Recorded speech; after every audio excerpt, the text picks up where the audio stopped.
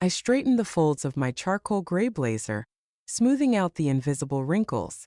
It was the kind of jacket I'd always thought appropriate for important announcements. My son Liam had insisted I be there for a special tribute to Dad's legacy. But then came the text. "You weren't invited to the press conference. My wife doesn't want you there." He thought I was just a silent benefactor, an ATM to fund the family newspaper he now ran. He had no idea that his father, my late husband, had left me a secret weapon, a single clause in the paper's founding documents that would give me the power to take everything back. Hello, my dear listeners. Thank you for dropping by my channel. If you enjoy real-life stories, please subscribe and give this video a like. I always love reading your comments, especially when you write which city or country you're listening from. And now, make yourselves comfortable. Enjoy the story. At 77, I'd long since stopped chasing trends, but I'd always believed in the importance of presentation. Liam said the press conference would start at 7 o'clock. I still had an hour. I looked around my study where every single object told a story. A photo with my husband, Robert, on the day we bought the newspaper. Little Liam with his first toy camera, pretending to be a reporter. Ethan and Chloe at their graduations. These pictures were silent witnesses to a time when everything seemed simpler, when the ink on our fingers felt like a badge of honor, not a burden. My gaze lingered on Robert's picture. What would he do now? 15 years have passed since he was gone, and I still mentally consult him. "Catherine, don't let them diminish what we built," he would say. Robert always knew how to hold the line, even with his own son. I, on the other hand, did not. The phone vibrated on the desk. A message from Liam. Smiling, I reached for my glasses, waiting for a clarification about tonight. Perhaps he was asking if I needed a ride to the press conference, though he'd rarely offered such help in recent years. "Mom, I'm sorry, but we've had a change of plans. Olivia thinks it's better if you're not at the announcement tonight. It's a corporate event. We'll reschedule a family dinner for another day."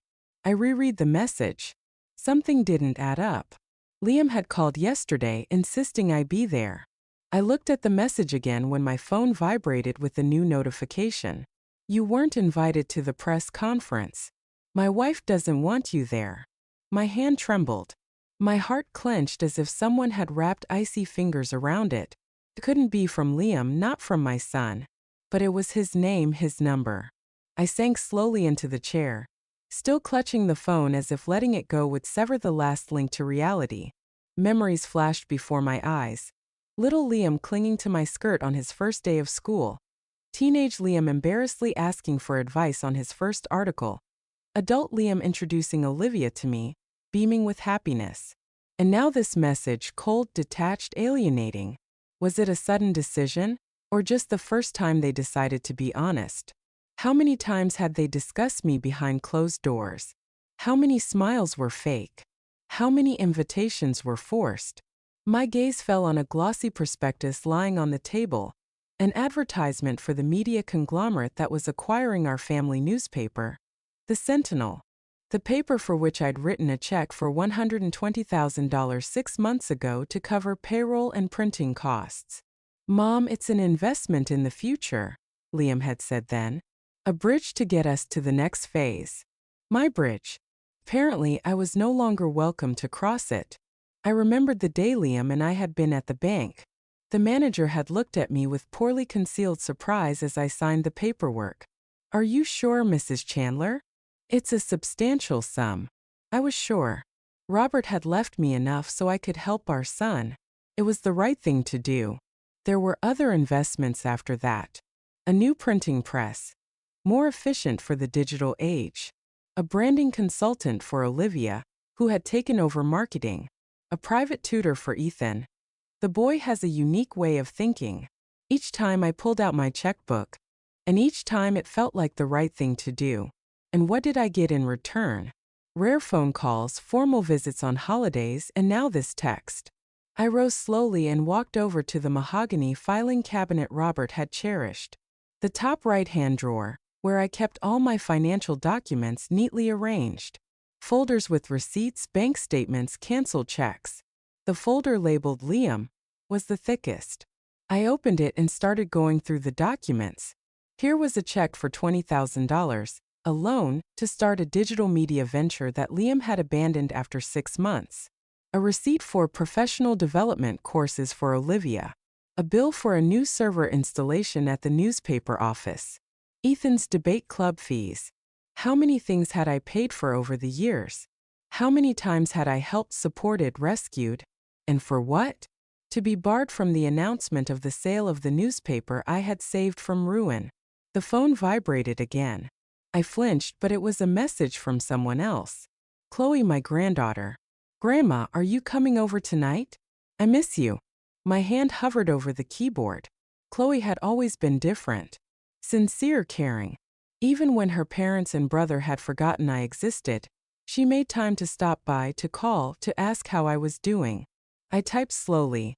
Honey, it looks like your parents have decided it's best for me to stay home. I sent it. A few seconds later, the reply came. What? Why? Dad said yesterday that you absolutely had to be there for the tribute. So Chloe didn't know. I imagined her now, standing somewhere in that bustling office, perplexed. The office I paid to renovate. My gaze fell back to the file folder. All these years I thought I was buying my family's love and respect. But as it turned out, I was only funding their ambitions, and my presence was no longer required. I picked up my cell phone and dialed my bank's number. After a few beeps, a polite female voice answered. Good evening, Sentinel Community Bank. How may I help you? Good evening. My name is Catherine Chandler. I'd like to consult about some regular payments from my account. Of course, Mrs. Chandler. I will need to ask a few questions to confirm your identity. As she listed her questions and I patiently answered, a plan formed in my mind. Clear, ruthless, fair. Thank you for the confirmation, Mrs. Chandler. What exactly can I do for you? I'd like to cancel all automatic payments and transfers from all my accounts. Every single one. There was a brief pause. All payments, Mrs. Chandler? You have quite a few. Yes, all of them. And I also need to revoke the power of attorney I gave to my son, Liam Chandler. I see. I could hear the slight confusion in her voice. This is a major change, Mrs. Chandler. Perhaps you should come down to the bank branch for a more detailed. I'll come down tomorrow morning and sign the necessary documents, I interrupted. But I need the process to start today. Is that possible? Another pause. Yes, we can temporarily suspend all payments until your visit, but we'll need your signature for a full reversal. Oh, that's great. Suspend everything. Right now. While she typed something on her computer, I looked at Robert's picture. You were right, my love, I thought. You can't let people walk all over you, even if they are your own children. Ready, Mrs. Chandler. Temporary suspension activated. You have a total of, she paused, 174 regular payments and transfers, all of which are blocked until your visit to the branch. 174. I had no idea there were so many. 174 ways I've supported my son and his family. Thank you. I'll be there tomorrow when it opens. I hung up the phone and felt a strange sense of relief. It was as if the heavy backpack I'd been carrying for years had suddenly been lifted off my shoulders. The phone vibrated again. Liam. Chloe must have said something to him. I didn't bother answering it. Instead, I wrote a short message. Then pay your own way, you freeloaders. My finger froze over the send button. Was I ready to turn the page? To destroy the fragile peace that I had supported for so long with my money and patience? But hadn't they been the first to destroy it? By denying me even basic respect? Hadn't they decided I was no longer needed, not even at the celebration of a legacy I had paid for? I pressed send and then turned the phone off. In the quiet of my study, I suddenly felt a strange calm. For the first time in years, I had done something not for my son or his family but for me. And it was liberating. I walked over to the closet and pulled out an old photo album. As I flipped through the pages of my life, my wedding to Robert, Liam's birth, family vacations, I realized that somewhere along the way I'd lost myself, melted into the needs of others, forgetting my own desires and dignity. Robert always said, Catherine, Don't let anyone take you for granted. Even on his deathbed, he made me promise to take care of myself as I took care of others. I haven't kept that promise. Until today. I closed the album and put it back on the shelf. Then I took off the blazer I prepared for the press conference and changed into my house dress. I made tea and pulled out a book I'd been meaning to read for a long time but kept putting it off because of the endless requests and obligations to my family. Tomorrow would be a new day. A day when I will start a new chapter of my life, without the financial shackles that bind me to people who don't value my help or myself. 174 receipts. 174 reasons to move on. I took a sip of tea and opened the book, savoring the silence and the freedom of choice. My phone stayed off. And my heart, for the first time in a long time, beat steady and calm. The Sentinel Community Bank opened at 9 in the morning, but I was there 20 minutes early. The night had been surprisingly peaceful. The first time I'd slept without sleeping pills in a long time. Determination gave me strength. When the bank doors opened, I was the first customer. The young woman behind the counter smiled welcomingly. "Good morning, can I help you?" "I need to see Mrs. Howard," I replied. Linda Howard had worked at the bank for almost 30 years, and she was the person Robert and I always went to. A few minutes later, I was sitting in Linda's office. She hadn't changed much over the years. The same neat gray hair, the same attentive eyes behind her thin-rimmed glasses. "Catherine, it's good to see you." She shook my hand. "I was informed about the call yesterday. All 174 payments have been suspended as you requested. Is something wrong?" I looked her straight in the eye.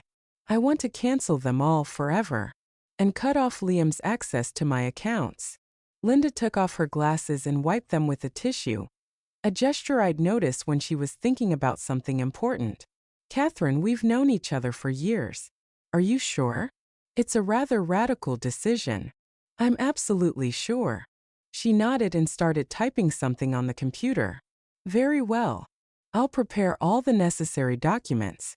It will take some time. You do have a lot of automatic payments." While the system was generating the documents, Linda pulled out a thick folder.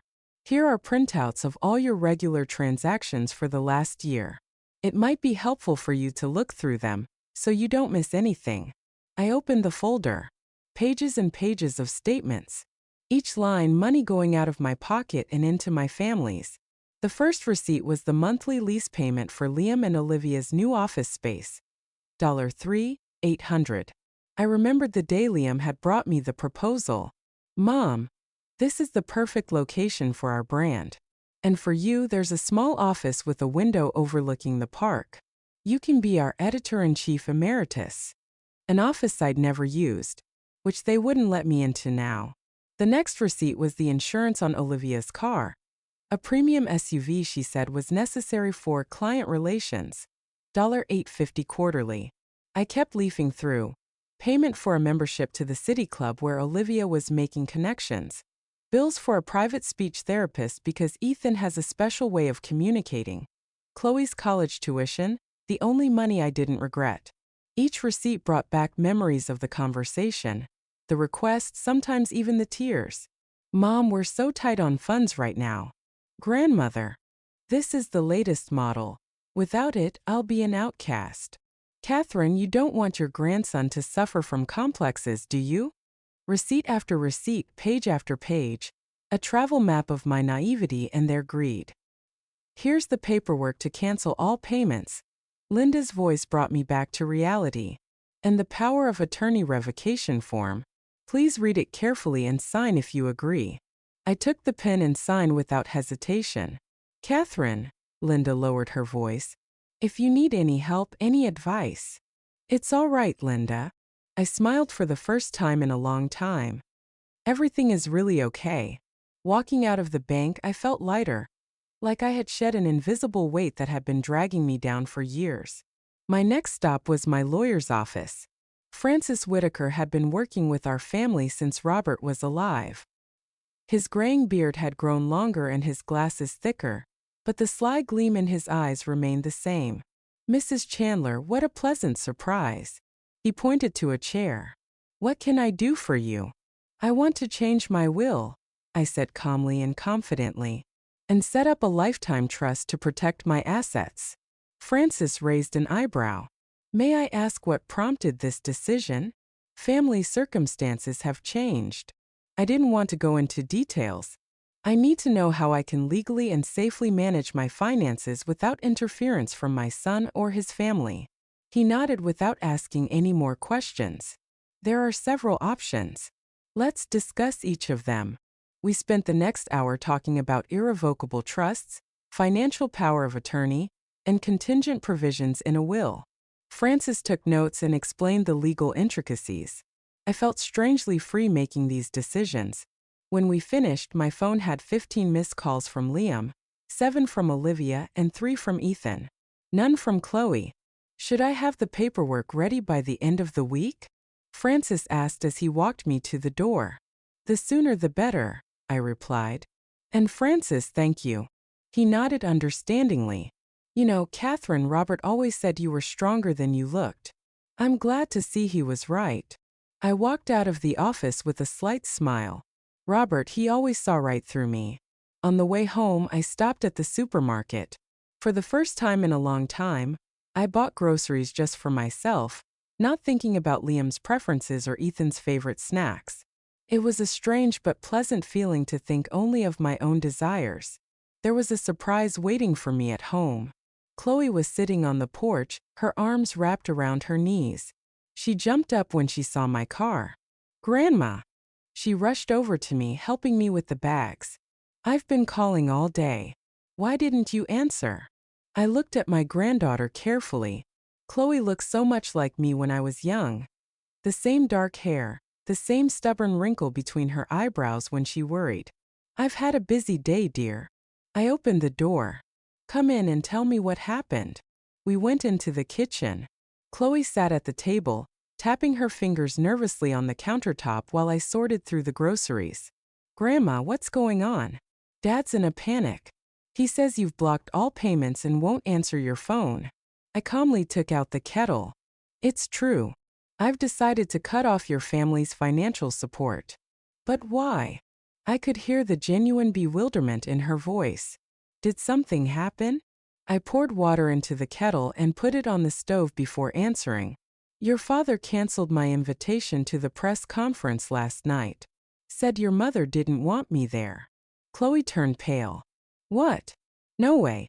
Dad's been saying all week how important it was that you come. I have a message.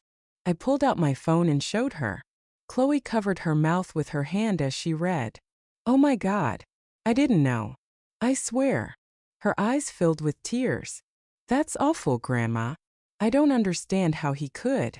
I put a cup of tea in front of her. That was the last straw, Chloe. 4 years I've paid for everything from your office to Ethan's debate lessons. And all that time I felt like I was being used. Yesterday I got confirmation. Chloe was silent, staring into her cup. Then she looked up at me. You know, I've always seen it. How they, take advantage of your kindness, especially Mom. I tried to talk to Dad, but he always defended her. I nodded. Deep down, I always knew Chloe understood more than she showed. What's going to happen now? She asked quietly. I mean, they have a lot of payments to make, loans. They'll have to manage on their own, I shrugged. They're adults with good jobs. Liam's an editor, your mother's a successful marketer. They'll be fine. The phone on the desk rang again. Liam. I muted it. Aren't you going to answer it? Chloe asked.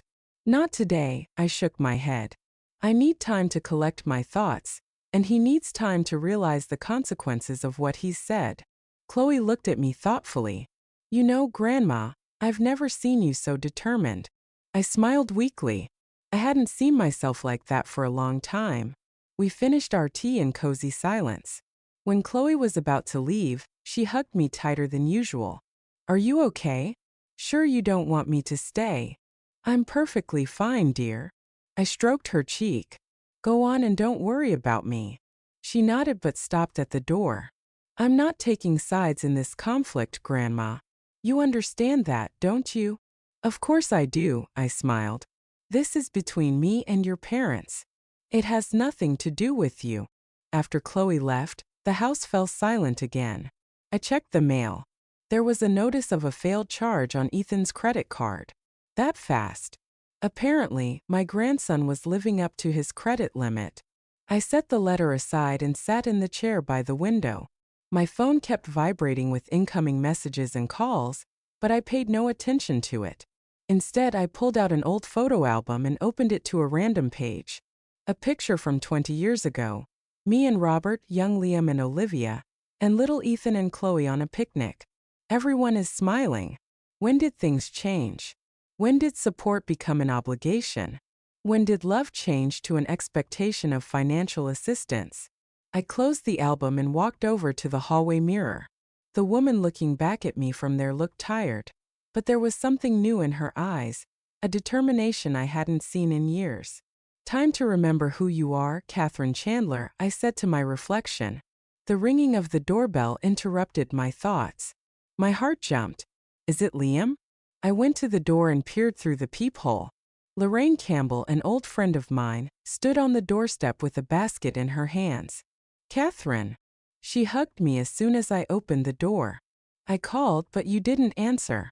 I thought I'd drop by, make sure you were okay. Come in, Lorraine. I let her in. I'm sorry, I turned my phone off. Just a little family emergency. Lorraine set the basket on the table. Homemade cookies and a jar of jam. Family problems?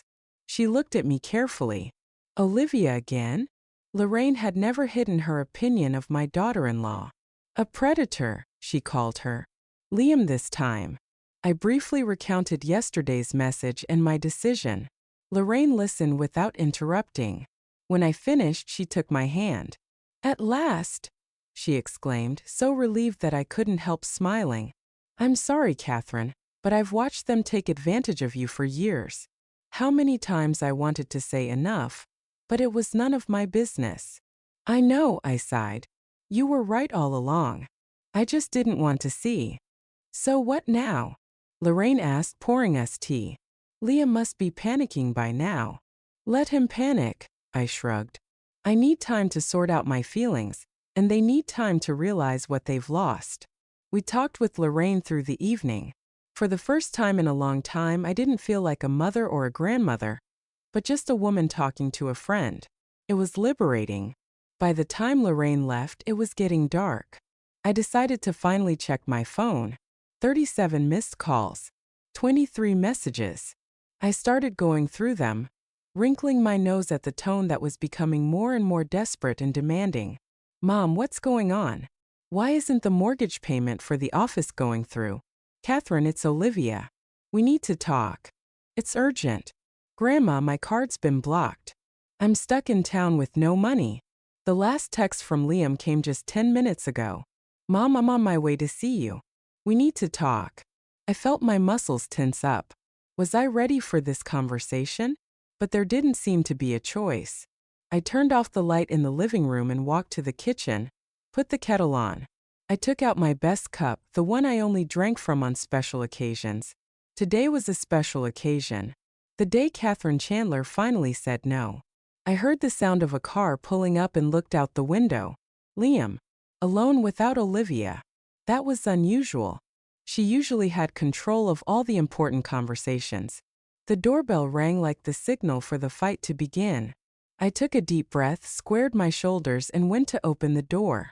Liam stood on the doorstep, uncharacteristically disheveled. His usually neat shirt was wrinkled, and his eyes were a mixture of irritation and panic.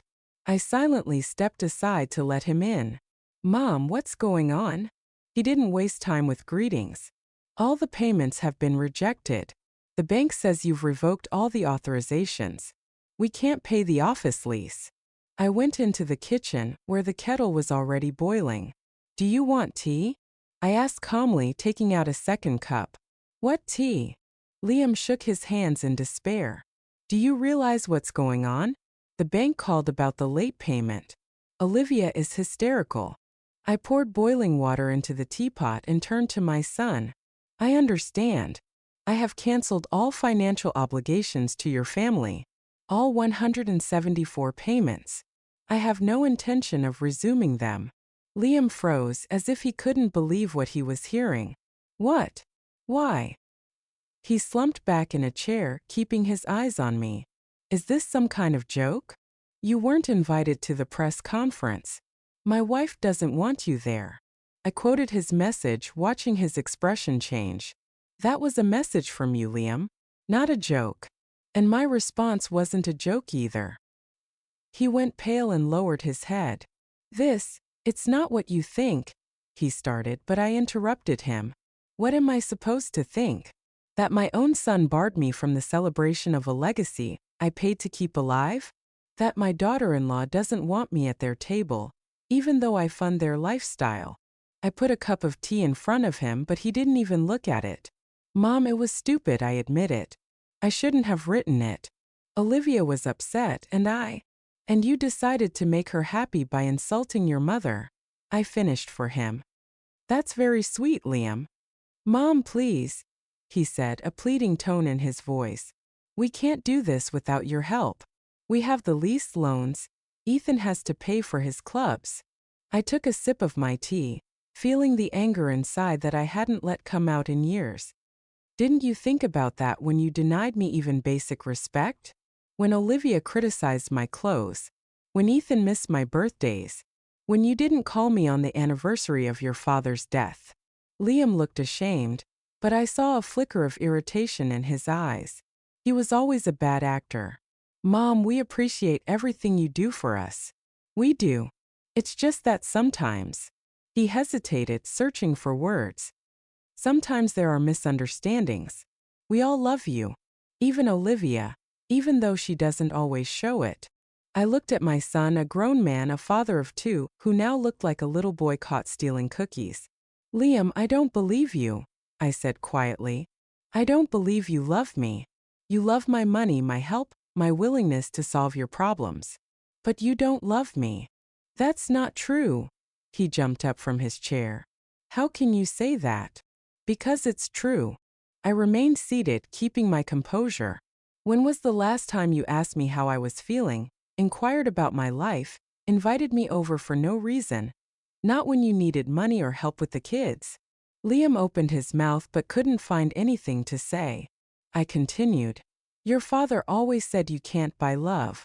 I didn't listen. I thought if I was generous enough, helpful enough, you'd appreciate me. I was wrong. Mom, Liam took a step toward me. I understand you're upset. Why don't you let Olivia and I come over this weekend, talk things over calmly? No, I shook my head. I don't need to. My decision is final. But how are we going to pay for the office? I could hear the panic in his voice. The cars, Ethan's tuition? You have a good job, Liam. So does Olivia. You're adults. You can handle it. He clenched his fists, and I saw the irritation on his face change to anger. You can't do this to us, his voice rose. After everything you what? I stood up too. What have you done for me, Liam? Name one thing you've done for me unselfishly, expecting nothing in return. He was silent again, and I could see him frantically going over the events of the last few years, trying to find an example. His silence was more eloquent than any words. You see, I sighed. You can't even think of one example. It's not fair. He took a step back. You're embarrassing me. Am I? I grinned. What kind of embarrassment did you put me in by turning me away from my own family's legacy celebration? Liam ran his hand through his hair, a gesture I remembered from his teenage years when he was nervous. It was a mistake, Mom. I've already apologized. What do you want me to do? Get on my knees? I want you to leave, I replied. I need time to think things over. When I'm ready to talk, I'll let you know. But Mom. Go away, Liam. My voice was quiet but firm. Please. He stared at me for a few seconds, as if he couldn't believe I was actually kicking him out. Then he silently turned and walked out of the kitchen. I heard the front door slam and then the roar of his car's engine pulling away from the house. Only when the sound died down completely did I let myself sit up and exhale. My hands were shaking. Confronting my son was harder than I'd expected. Part of me, the old familiar part, wanted to run after him, to tell him I'd give it all back, just so he wouldn't be angry. But I didn't. Instead, I finished the cool tea and started washing the dishes. I needed to keep my hands busy to calm my mind. The phone rang. Olivia. I rejected the call. A minute later, a message came through. Catherine, we need to talk. Liam told me about your conversation. I think there's been a terrible misunderstanding. Let's talk things out like adults. I grinned. Like adults. Olivia always loved that phrase, especially when she wanted to show her superiority. I didn't respond. The next morning began with a visit from Francis Whitaker, my attorney. He brought the papers to sign. A new will and a trust deed. It's ready, Catherine. He laid the papers out on the table. As we discussed, the bulk of the estate goes into an irrevocable trust, with you as the sole beneficiary during your lifetime. Upon your death, the assets are distributed according to your instructions. 40% to Chloe, 10% to a journalism scholarship fund, and the rest at your discretion. I went through the documents carefully. Liam and Ethan received the minimum shares required by law. Olivia received nothing. That's right. I nodded and signed each sheet. Francis watched me with a slight smile. You know, Catherine, in 30 years of practice, I've rarely seen such drastic changes in wills. Usually, people hesitate, doubt. I've hesitated enough already, Francis. I signed the last one. For years. He nodded and gathered the papers. I'll file them today. I'll send you copies within the week. And Catherine, he paused, if you need legal help with any possible conflicts with the family, I'm always at your service. After Francis left, I decided to take a walk. It was a clear day, and the fresh air helped clear my mind. I headed toward the park where Robert and I often went on weekends. Taking a seat on a bench, I watched the children and their parents playing. A young woman with a little boy caught my eye. She was patiently helping him build a sand castle, laughing with him as the structure collapsed. I remember doing the same thing with Liam years ago. Where and when had we lost that simple joy of being with each other? My thoughts were interrupted by the phone ringing. Ethan's number. I hesitated but decided to answer it. Grandma. His voice sounded tense. Is it true? Did you cancel all the payments? Hello, Ethan. I tried to speak calmly. Yes, it's true. But why? He sounded genuinely puzzled. What happened? Your father didn't explain. He said something about a misunderstanding, about you being offended by some message. Ethan said quickly, Grandma, my credit card's been blocked. I can't pay for my debate trip. I sighed. Ethan was always straightforward, straight to the heart of the problem. How it affected him personally. Ethan, you're 23 years old. You have a part-time job. Why are you still dependent on my money? Well. He hesitated. You've always been there for me. I'm used to it. Exactly. I interrupted him. You're all used to it. You took my help for granted. Never wondered how I felt when your father wrote to tell me I was unwelcome at the very event I was paying for. There was silence on the other end of the line. Did Dad really write that? Ethan finally asked, and I could hear a note of disbelief in his voice. Yes, he did. I didn't soften the blow. And that was the last straw, Ethan. For years I supported your family, paid for your office, your cars, your education, even your country club. And what did I get in return? Disrespect, neglect, and formal visits on holidays. Grandma, He stammered again. I didn't know you felt that way. Because none of you ever asked, I said without anger, simply stating a fact. You took and took without thinking about how I felt. Silence again. Then a quiet question.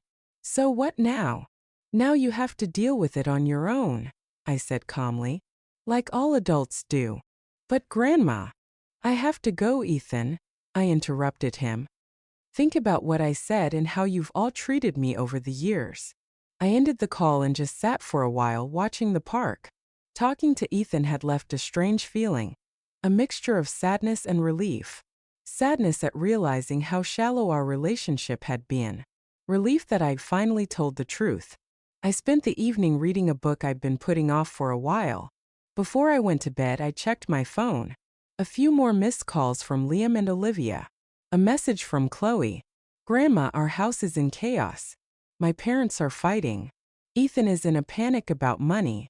Are you okay? Can I come over tomorrow? I replied, yes, dear, I'd love to see you. I'm perfectly fine. The morning brought an unexpected surprise. Olivia was standing on the doorstep, impeccably dressed, with perfect styling and a strange smile. In her hands was a box of pastries from an expensive bakery. Catherine, good morning. She handed me the box. May I come in? We need to talk. I let her in silently, wondering what strategy she'd chosen. Olivia walked into the living room, giving me the usual appraising look that always made my hands go cold. Catherine. She sat on the edge of the couch, her hands folded in her lap. I think there's been a terrible misunderstanding. Really? I sat down across from her without offering her tea or coffee. Liam shouldn't have sent that message. She shook her head with a look of genuine regret on her face. It was an emotional reaction. We were stressed about work, planning the event. Olivia, I interrupted her. Let's not waste time. You're not here to apologize. You're here for the money. Her smile faltered for a moment but quickly returned. Catherine, that's not fair. I am truly sorry for what happened. We all appreciate your help and support. You are an important part of our family. So important that you didn't want me at your table? I asked calmly without anger. Olivia sighed, as if explaining something to an uncomprehending child. That night was special. We had important guests, potential investors. I wanted everything to go perfectly. You know how important this is to my career. And I would ruin it? I raised an eyebrow.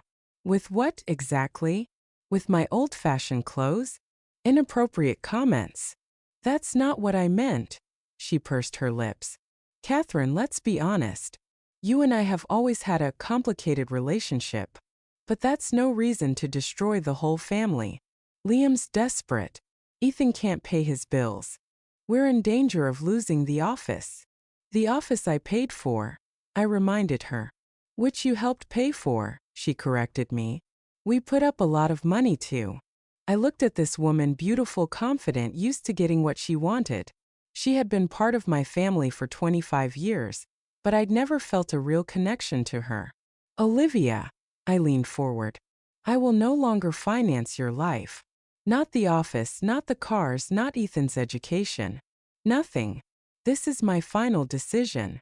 Her face changed. The mask of friendliness fell away, revealing the cold calculation I'd always sensed beneath her smiles. You can't do this to us, her voice hardened. After all we've done for you. What exactly have you done for me, Olivia? I asked with genuine curiosity. She stammered, clearly unprepared for such a question. We included you in our family, allowed you to be a part of your grandchildren's lives, took care of you. Taken care of? I couldn't hold back a bitter laugh. When was the last time you asked me how I was feeling? When you called just to talk, not to ask for money. Olivia stood up, her face pale with anger. You're going to regret this, Catherine. We're the only family you have. Who will take care of you when you are too old to live on your own? I'll take care of myself. I stood up too. Just like I did all my life before I started spending all my energy and money on your family. She headed for the door but stopped on the threshold. This isn't over, Catherine. Liam won't leave it alone. You're his mother. He has rights. Rights to what, Olivia? My money. I shook my head. Go away. And don't come back until you learn some basic respect. After Olivia left, I felt strangely empty. It was as if the final scene of a long play had been played. The curtain had fallen, and the actors had dispersed. I went to the window. The day was clear, sunny. Life went on. Neighbors worked in the garden. Children rode their bikes. The letter carrier delivered letters. My gaze fell on the kitchen table where a stack of unpaid bills lay.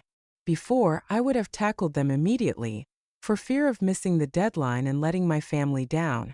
Now I could pay them whenever I wanted. I could go to the store and buy myself a new dress without worrying if I had enough money to pay for Ethan's tennis club. I could take that art class I'd been wanting to take for ages. For the first time in years, I was truly free. Free from obligation, free from guilt, free from the constant need to sacrifice my own desires for the sake of others. I picked up my cell phone and dialed Lorraine's number. "Remember you were talking about going to the mountains next month?" I asked when she answered. "I'd like to join you if the invitation still stands." "Catherine." I could hear the joyful surprise in her voice. "Of course. We'd be delighted. But I thought you wouldn't be able to because of—" "I can now," I smiled. "I no longer have any obligations holding me back." After talking to Lorraine, I pulled out an old notebook and started making a list. A list of things to do, places to go, things that I dreamed of doing but always put off for later because there were more important things. Liam's needs, Olivia's wants, Ethan's whims. Now it was my time. Catherine Chandler's time. And I was going to make the most of it. The phone rang again. "Liam." I firmly rejected the call. I had more important things to do today. It had been a surprisingly quiet 2 weeks. I'd expected Liam and Olivia to try to change my mind, but after my daughter-in-law's visit, there was a strange silence. They never called again. Never came by unannounced. Only Chloe stopped by a couple of times, but she and I had tacitly agreed not to discuss the family drama. Tuesday morning greeted me with bright sunshine. I sipped my coffee leisurely on the veranda, browsing through the catalog of a travel company. A trip to the mountains with Lorraine was scheduled for next month, but why not plan something else? I'd only seen Europe in pictures and movies. Robert had always dreamed of showing me Italy, the home of his ancestors. We'd been saving that trip for retirement, but when it came, his health no longer allowed for traveling. I flipped through pages of photos of Rome, Florence, Venice, imagining myself there with a camera, in comfortable shoes, without having to rush home to help with the grandchildren or solve Liam's next financial problem. The doorbell interrupted my reverie. Lorraine stood on the doorstep with a large wicker basket. "Good morning, traveler." She smiled as she entered the house. "I brought croissants from the new French bakery and fresh gossip." I laughed as I led her into the house. What better way to spend a Tuesday? We settled on the veranda. Lorraine poured the coffee she brought in a thermos and pulled out the croissants that were still warm.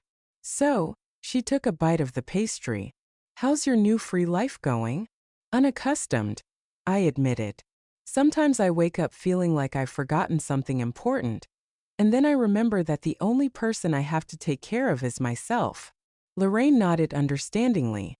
"That's normal. You've been living for someone else's needs for too long.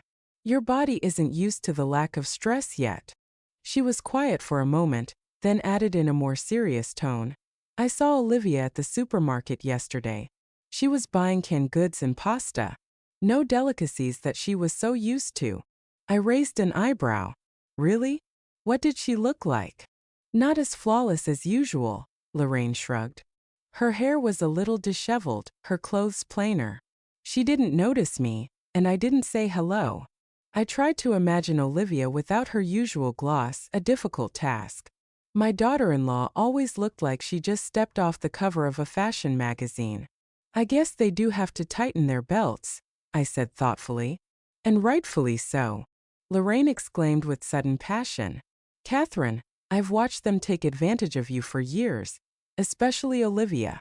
That woman has never appreciated your generosity or your patience." I sighed. "I know.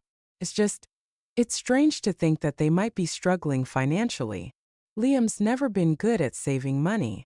"It's time he learned," Lorraine cut him off. "At his age, he should be standing on his own 2 feet, not clinging to his mother's skirt." I couldn't help but smile at my friend's bluntness. Lorraine always said what she thought, without trying to soften the blow. I guess that's why we'd been friends for so many years. She was a breath of fresh air in the midst of all the falseness. "Speaking of new life," Lorraine nodded at the catalog on the table. "What are you studying?" "I'm thinking about going to Italy." I slid the catalog over to her. "Robert always wanted to show me Rome." Lorraine glowed. That's a great idea. When are you thinking of going? Maybe in the fall, I shrugged. I still have to plan and prepare. Why not sooner? Lorraine flipped through the pages of the catalog. June is the perfect time for Italy. It's not too hot yet, but it's warm enough for walking. I wondered what was holding me back. Before, there had always been reasons to postpone, to help with the kids, to be on call in case of another Liam crisis, to avoid spending money on myself when the family might need help. Now those reasons were gone. You know, you're right, I smiled. Why not? I'll call the agency today. Lorraine nodded contentedly. Now that's the right decision. And you know what? If you want some company, I could come with you. Italy has been on my wish list for a long time. We spent the rest of the morning discussing possible itineraries and sites we'd like to see. For the first time in a long time, I felt really excited, anticipating something new and exciting. When Lorraine left, I immediately called the travel agency and booked a consultation for the next day. Then I pulled out an old atlas Robert had given me years ago and began studying a map of Italy, imagining myself in those exotic places. The doorbell rang, interrupting my reverie. I opened it and saw Ethan, disheveled in a crumpled shirt, with dark circles under his eyes. Grandma. He shifted awkwardly from foot to foot. May I come in? I stepped aside silently, letting him pass. Ethan walked into the living room and sat on the couch, rubbing his hands together nervously. Would you like some tea? I asked. No thanks, he shook his head. Grandma, I need help. I sat down across from him, keeping a calm expression on my face. What kind of help, Ethan? He took a deep breath, as if about to dive into cold water. Money, Grandma. I need money. My card's been blocked, the bank's demanding payment. I can't pay my rent, my car. His voice was shaking. I'm totally screwed, pardon the expression. I looked at my grandson, a grown man who now looked like a lost child. Ethan had always been spoiled, first by Liam and Olivia, then by me. He'd never had to really fight for anything. How much do you owe the bank? I asked calmly. 7,000. He lowered his eyes. Got a little carried away with the credit cards the last few months. What did you spend that money on, Ethan? He shrugged, not looking at me. Various things.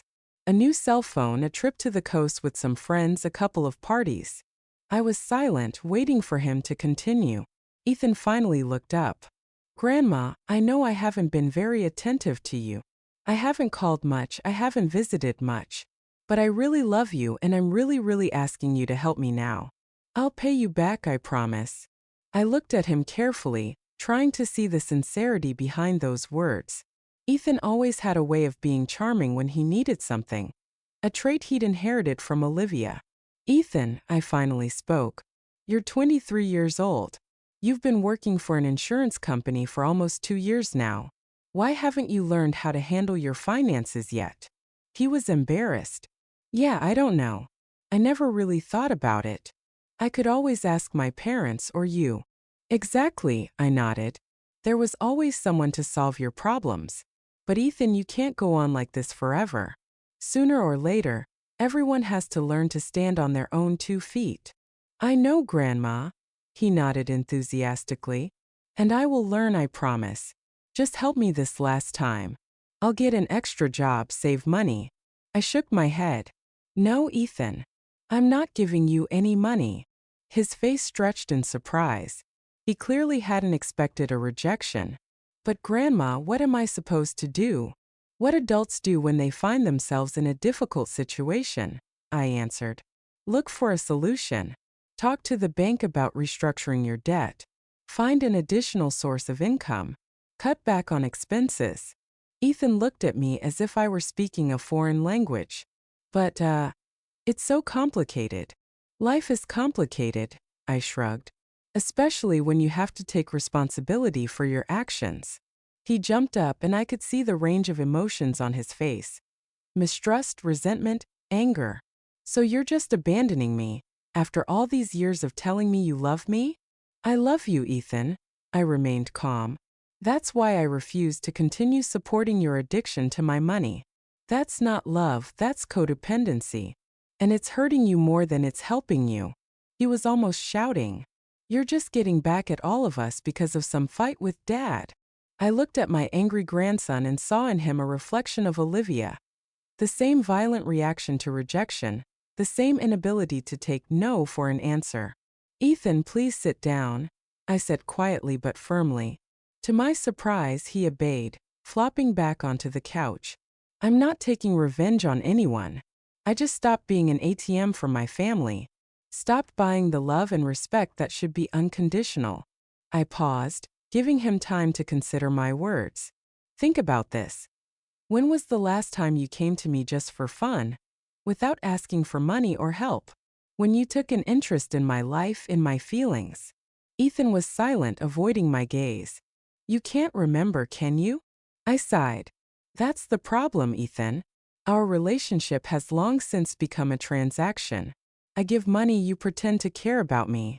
It's not a family, it's a business arrangement. Not true. He shook his head, but without the same confidence. We care about you. We do. I raised an eyebrow. Name me one thing you've done for me unselfishly in the last year. Ethan hesitated, his forehead furrowed with tension. I could see him trying to remember anything. A call, a visit, a gift that didn't involve a request or an obligation. I came to your birthday party. He finally squeezed out. Yes, you did. An hour later than everyone else, without a present, and left right after the cake, saying you were meeting some friends. He lowered his head. I didn't mean to. I didn't think. That's right, Ethan. You weren't thinking. Neither of you were thinking about my feelings. I softened my tone. I'm not mad at you, I really am not. I'm just not going to participate in this unhealthy relationship anymore. We sat in silence. Ethan looked depressed, hunched over on the couch. I suddenly saw him as the little boy I'd taught to ride his bike, stubborn but vulnerable. Look, I leaned toward him. I won't give you money, but I can offer you something else. He looked up. What? My friend Francis Whitaker, the lawyer, is looking for a part-time assistant. Nothing complicated, sorting documents, answering phones. It won't solve all your problems, but it'll be an extra source of income. If you want, I can talk to him. Ethan looked surprised. Would you do that for me? After everything I've said? You're my grandson, Ethan. I love you no matter what. But my love will no longer be expressed in checks and credit cards. He was silent for a moment, considering my words. Then he nodded slowly. Okay. Yeah, I'll give it a try. Thank you, Grandma. When Ethan left, I felt a strange mixture of sadness and satisfaction. Maybe this conversation was the first step toward building a new, healthier relationship with my grandson. Or maybe it was just another manipulation on his part. Time would tell. That same evening, Chloe arrived. Unlike her brother, she looked collected and calm. I met Ethan on the way over, she said as she helped me make dinner. He was kind of quiet. We talked about money and responsibility. I chopped vegetables for the salad. I wasn't sure he took it well. Chloe nodded, stirring the dressing. It's good for him to grow up a little. Ethan's always had it too easy. I glanced at my granddaughter. She and Ethan were close in age but so different. Chloe was always more independent, more mature. How are things at home? I asked cautiously. Chloe sighed. Honestly, not great. My parents fight all the time. Mom blames Dad for not being able to convince you to return the financing. Dad says she's the one who ruined it with her snobbery. I'm sorry you have to be at the center of this conflict. I put my hand on her shoulder. It's okay, she smiled weakly. I'd known for a long time that their relationship wasn't very healthy. They were together mostly for status and comfort. When both of those things were threatened, she didn't finish her sentence, but I understood. Liam and Olivia's marriage had always struck me as an odd union. My soft, compliant son and his ambitious, overbearing wife. Now that the financial cushion was gone, all the cracks in their relationship had become obvious. They're selling Mom's car, Chloe continued, setting the table. The SUV you gave her the money for last year. And they're looking to refinance the office lease. I nodded without commenting. Part of me felt a prick of conscience. I didn't want my son to suffer. But the other part realized it was a necessary lesson. You know, Grandma, Chloe sat down at the table, I want you to know that I support your decision. I looked at her in surprise. You do? Yes, she nodded. I've seen them use you for a long time. Especially Mom. I tried to talk to Dad, but he always made excuses. I sat down next to her, unexpectedly touched by her words. Thank you, Chloe. It means a lot to me. I just want you to be happy. She took my hand. You've taken care of all of us for so many years. It's time to think about yourself. We ate dinner talking about her work, my plans to go to Italy, and the books we'd recently read. Just a normal conversation between two people who are interested in each other. No asking, no manipulation, no tension. This is exactly what I think a family relationship should look like. When Chloe was about to leave, she hugged me tighter than usual. You know I'll always be there for you, right? No matter what happens between you and your parents. I know, honey. I stroked her cheek. And I'll always be there for you. Not because I have to, but because I want to. After Chloe left, I sat in silence for a long time, thinking about the vicissitudes of family. How strange that of all my family, it was my granddaughter who was the most understanding, the most mature.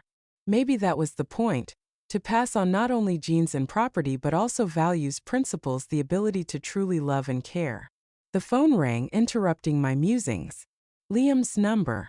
I hesitated but decided to answer it. Yes, Liam. Mom. His voice sounded strained. We need to talk. Tomorrow. As a family. About what? I asked calmly. About the situation we're in. About how we could fix it. I sighed. Liam, I told you and Olivia my decision is final. Mom, please, he said, a pleading tone in his voice. At least hear us out. We're ready to compromise. I hesitated. Part of me didn't want to continue this pointless circle of talk. But the other part, the wiser, calmer part, knew that a complete break with my son wouldn't make me happy. Okay, Liam. 2 o'clock tomorrow afternoon. My place. Thank you, Mom. The relief in his voice was almost palpable. We'll be there. All of us. I hung up the phone and went to the window. The evening sky was colored in shades of pink and gold. I thought about tomorrow's meeting, another round of family negotiations. But this time it would be different. I had new rules this time. I woke up early, even though the family meeting wasn't scheduled until 2 o'clock in the afternoon. Despite my outward calmness, I could feel the tension. Something told me that today's conversation would be different from Liam and Olivia's previous attempts to influence my decision. To distract myself, I decided to garden. Working with the earth always calmed me. Something peaceful about seeing your efforts turn into flowers and fruit. By noon, I had finished weeding and watering, showered, and prepared a light lunch. Looking at the clock, I realized I still had plenty of time to gather my thoughts before my family arrived. At exactly 2 o'clock, the doorbell rang. I took a deep breath and went to open it. Liam stood on the doorstep, alone without Olivia and the kids. Mom, he nodded, entering the house. The others will be here in a few minutes. I wanted to talk to you alone first. I silently led him into the living room. Liam looked tense, his usually neat shirt crumpled, and dark circles under his eyes. Mom, he sat down across from me. I want you to know that what's going to happen today was not my idea. Olivia insisted. I raised an eyebrow. And what's going to happen, Liam? He lowered his eyes. Olivia feels that we need to take decisive action for you to realize how your decision affects the whole family. I could feel the anxiety building inside me. What kind of action? Liam opened his mouth to answer, but then there was the sound of cars pulling up. Lots of cars.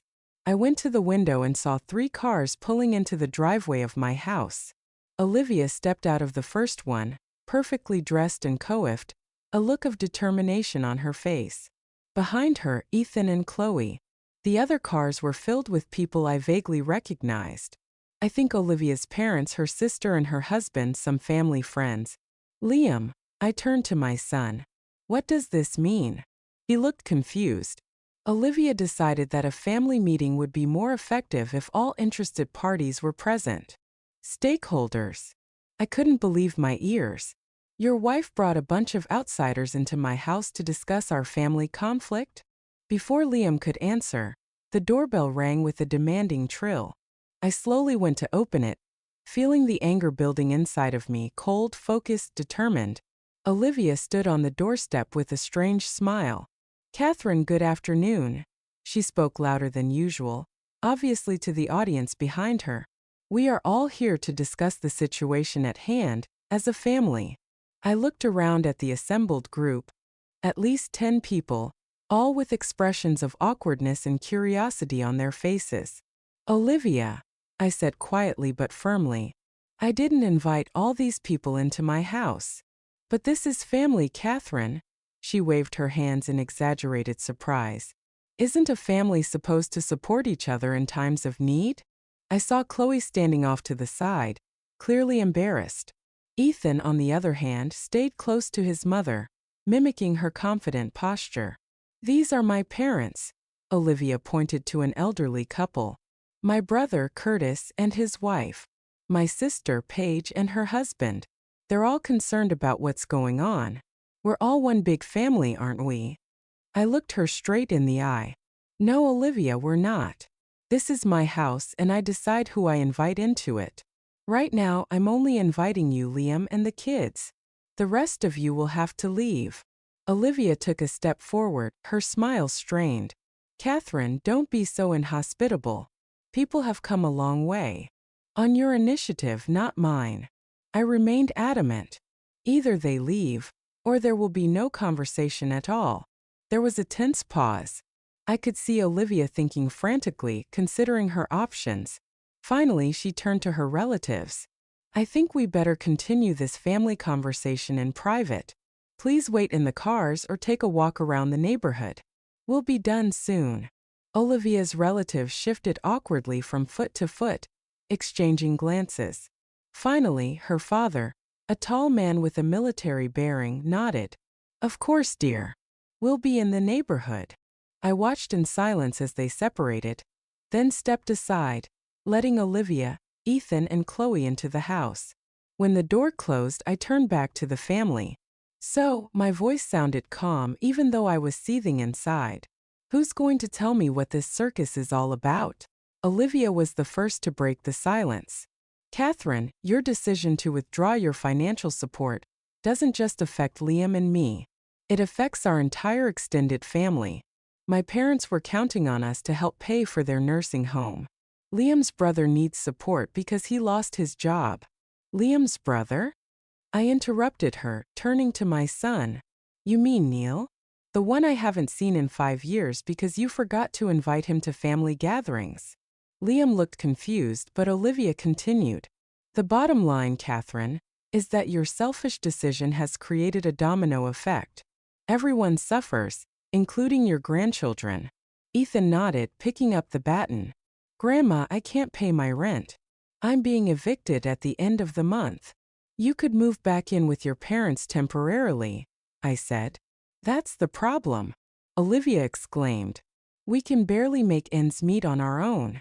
The bank is threatening to foreclose on the office if we don't make the payments by the end of the week. I looked over at Chloe, who was standing quietly to the side. What about you, Chloe? Come to ask for money too? She shook her head. No, Grandma. I'm here because I didn't want them to speak for me. I respect your decision.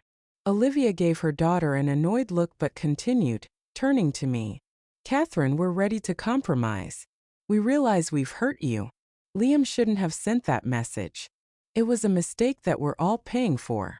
This isn't about the message, Olivia. I shook my head. The message was just the last straw. It's about years of neglect, disrespect, and use. Use. Olivia threw up her hands theatrically. We're a family. Families support each other. Interesting that you only bring up family values when it comes to money, I remarked calmly. Where was this family unity when I spent the holidays alone? When I was sick, and none of you took the time to bring me medicine? When it was the anniversary of Robert's death, and none of you called. There was silence. Liam lowered his eyes. Ethan shifted nervously from foot to foot. Only Olivia remained unfazed. We're all very busy, Catherine. We have jobs, commitments. I've had work and commitments too, I interrupted her. But I always found time and money for my family, always putting your needs before my own. And how did you repay me for that? I looked at each of them in turn. Liam, when was the last time you asked me how I was feeling? Not to be polite, but because you were genuinely curious? My son was silent, not looking up. Ethan, how many times have you come to me for nothing? Not when you needed money. My grandson licked his lips nervously but didn't answer either. Olivia, I turned to my daughter-in-law. Name one thing you've done for me over the years. One gesture of care or respect. She opened her mouth but couldn't find anything to say. You see, I sighed. You can't even think of any examples of a normal human relationship between us. Because there were none. There were only transactions. I gave, you took. Olivia was the first to come to her senses. Catherine, this is manipulation. You're trying to make us feel guilty, to distract us from the core of the problem. And what is the crux of the problem, Olivia? I asked with genuine curiosity. It's that you are destroying our family with your selfishness. She was almost shouting. We could lose the office, Ethan could lose his apartment, my parents will have to move into a state-run nursing home. And it's my responsibility to provide for all of you? I shook my head. Liam is 54 years old. Ethan is 23. You're a successful marketer. Why are you still dependent on my money? Because you've always helped. Liam exclaimed, finally looking up. We've come to rely on you for support, Mom. Exactly, I nodded. You used to. You thought it was your right, not my choice. And when I decided to end this unhealthy dynamic, you didn't think about why I did it but rushed to demand everything go back to the way it was. I went to the window. There were still cars outside with Olivia's relatives. It was so in her nature to make a public spectacle of herself, trying to shame me, to make me feel guilty. You know what the saddest part is? I turned to them. You still don't understand what the problem is. You think I'm just offended by the message, that it's a whim that can be overcome with the right words or a show of family unity. I paused. But that's not the point. The point is that I finally saw the truth about our relationship. About how I wasn't a mother, grandmother, or mother-in-law to you. I was an ATM, a source of funds. And when that source dried up, you were suddenly reminded of family values. Olivia took a step toward me, her face contorted with anger. You ungrateful, selfish old woman, she hissed. After all we've done for you. What exactly have you done for me, Olivia? I asked calmly. Tell everyone here. She was silent, her lips pressed into a thin line. Nothing, I answered for her. You've done nothing for me. You tolerated my presence when it was necessary to get my money. You criticized my clothes, my house, my habits. You turned Liam and Ethan against me. And now you're surprised I don't want to be a part of it anymore. I turned to Liam. Son, I have loved you from the first day of your life, and I will love you until the last day of mine. But I will no longer be a part of this toxic relationship. I will not finance your life. I will not turn a blind eye to disrespect. Liam looked lost. Mom, what do you want us to do? Do you want us to get down on our knees, beg for forgiveness? No, Liam. I want you to grow up. Take responsibility for your own lives. Learn to respect not only me but yourself. Olivia snorted. That was a beautiful speech, Catherine. Very moving. Now let's get back to reality. We need money. Now. I looked at this woman, beautiful, confident, used to getting what she wanted, and all I felt was tired. No, Olivia. Not now, not later, not ever. You can't do this to us. She raised her voice. We're your family. Family isn't just a common last name. I shook my head. It's caring, respect, attention. All the things I haven't gotten from you in years. I turned to Ethan and Chloe. Kids, I love you both. My door is always open to you. But not for asking for money. For real communication, if that's what you want. Chloe nodded, tears glistening in her eyes. Ethan lowered his head, avoiding my gaze. Now, I straightened. I'm going to ask you all to leave. This conversation is over. Olivia stared at me in disbelief. You're kicking us out? I'm asking you to leave, I repeated. And take all of this support group you brought with you. Olivia grabbed her purse and headed for the door. You're going to regret this, Catherine. When you're all alone, you'll remember this day. Liam hesitated, glancing back and forth at his wife and me. Mom. Liam, go. I pushed him gently toward the door. Think about everything I've said. And when you're ready to have a real conversation, not about money but about you and me, I'll be here. He nodded and walked slowly toward the exit. Ethan followed him without saying a word. Only Chloe lingered to give me a hug. I'll call you tomorrow, Grandma, she whispered. I'll be waiting, dear. I stroked her cheek. When the door closed behind the last of them, I sank into the chair, feeling a strange mixture of sadness and relief. There were excited voices coming from the courtyard. Olivia was probably telling her side of the story to the assembled relatives. I didn't care. I had said my last word. The phone rang. Lorraine. Catherine. I just drove by your house and saw a whole delegation at the gate. What's going on? It's a long story, I sighed. Olivia had a family meeting. Oh my God, Lorraine hummed. How did it go? As well as could be expected. Lots of drama. Little understanding. Are you okay? Do you want me to come over? I've been thinking. Before I would have said no, not wanting to bother my friend with my problems. But now? Yes, Lorraine, you should come. I think I could use a friendly shoulder. I'll be there in 20 minutes, she answered immediately. And I'll bring that wine we tasted last time. I smiled as I hung up the phone. Something told me that today, painful as it was a necessary step toward a new life. A life where I would come first.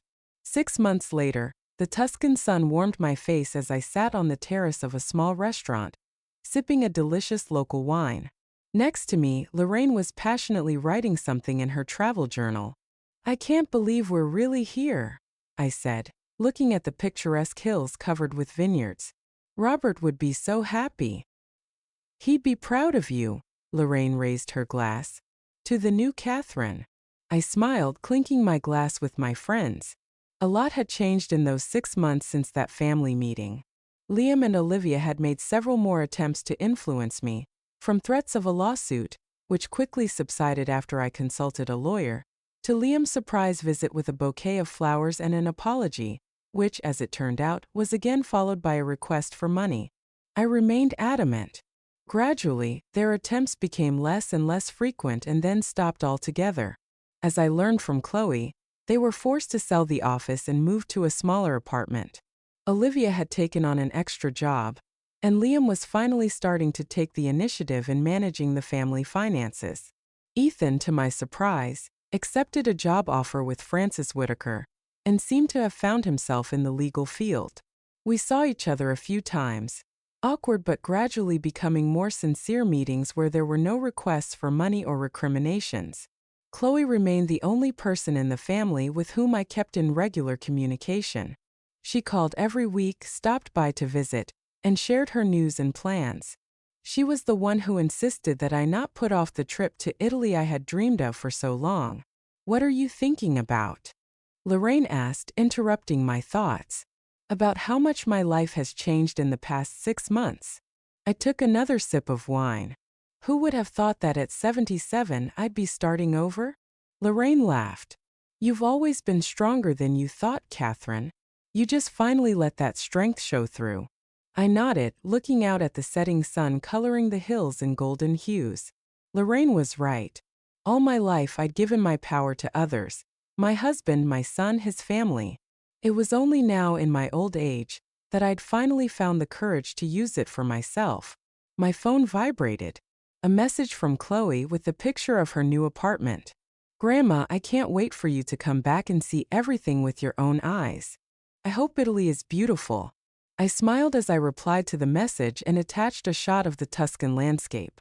This bond with my granddaughter was precious, the only family thread I'd kept because it was based on true affection, not financial dependence.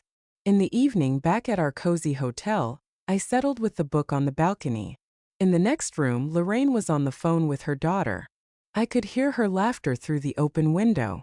I thought about how afraid of being alone my whole life, how I clung to unhealthy relationships with my family just so I wouldn't be alone, and how, paradoxically, it was the decision to let go of those relationships that brought me true freedom and joy.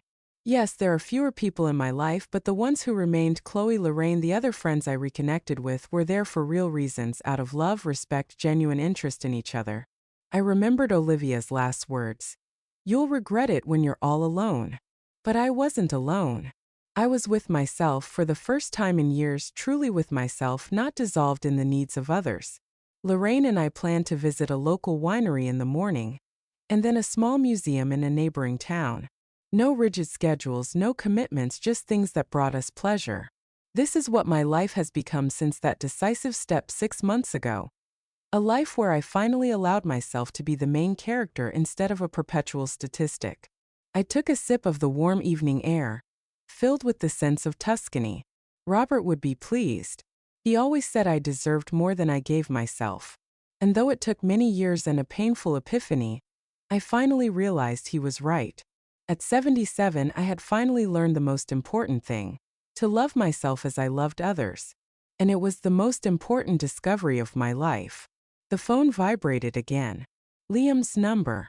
This time before, I would have answered it immediately, ready to interrupt any activity for his call. But now I just put the phone aside. Whatever my son had to say could wait. Now was my time. I raised my eyes to the starry Italian sky and smiled. All the 174 receipts, all the years of sacrifices and concessions, all that was in the past. There was only freedom ahead. Freedom to be herself, without regard for other people's expectations and demands. And it was the most beautiful freedom I had ever experienced. Thank you for being with me until the very end. If this story touched you, please give it a like and write in the comments what feelings it evoked in you. We create these stories for you and want to know what you think about the characters' actions. Which of them evoked the most emotions in you, sympathy or anger? And of course, don't forget to subscribe so you don't miss new, no less exciting dramas from life. We wish you all the best.